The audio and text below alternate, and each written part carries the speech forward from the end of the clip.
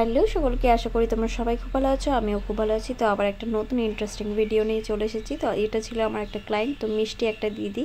তো হঠাৎই ফোনটা এসেছে। তো আমার একটা মানে বান্ধবী কাম হচ্ছে আমার টিচার। তো আমার প্রথম শিক্ষাগুরু যে আমার মেকআপের হাতে খড়ি, যার কাছ থেকে সেই তিতলি আমার বান্ধবীও হয়, প্লাস আমার টিচারও বললাম। তো তার নিজের হচ্ছে মামার মেয়ে এই দিদি। তো দিদি আমাকে তিতলির থেকে ফোন করে তারপর বুকিংটা করেছে। মানে তিতলি মেকআপ আর্টিস্ট, ও বাড়ি না থাকার কারণে ও কাজটা আমাকে দিয়েছে, মানে দিদিকে সাজানোর কাজটা।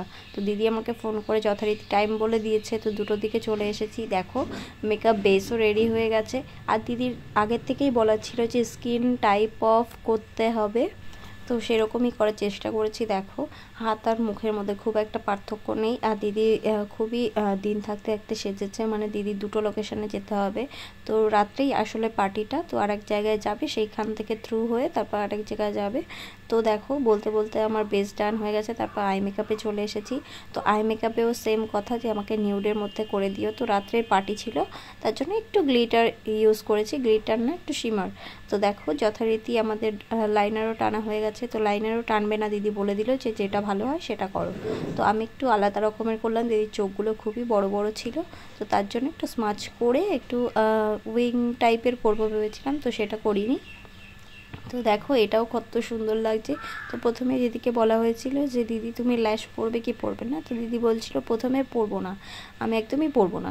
তো সেরকমই কথা ছিল। তারপর লাস্টে বললাম যে দিদি আই মেকআপের সঙ্গে ল্যাশটা খুব ভালো যাবে। তো দিদিকে রেকমেন্ডেশন দেওয়ার পরে খুবই সুন্দর লাগছিলো, সত্যি দেখতে পাবে লাস্টে যে ল্যাশটা পরার পর খুব ভালো লাগছিল। তো প্রথমে একটু নানা করছিল, তারপর যখন অ্যাডজাস্ট হয়ে গেছে তখন নিজেই বুঝতে পেরেছে যে খুবই সুন্দর লাগছে ল্যাশটা পরে।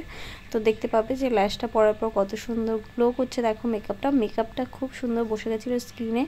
তো আমরা প্রথমে গিয়েছিলাম হচ্ছে নর্মাল একটা মেকআপ করতে। তো দিদি বললো যে যেটা ভালো হয়, যেটা ভালো বোঝো সেটা করো। তো একটা এইচডি ম্যাকের একটা প্যাক নিয়েছিল। তো দেখো কত সুন্দর মেকআপটা বসে গেছে। তো দিদির মুখ থেকে শুনে নিও যে দিদির কেমন লেগেছে। তো দিদির মনের মতনই করার চেষ্টা করেছি।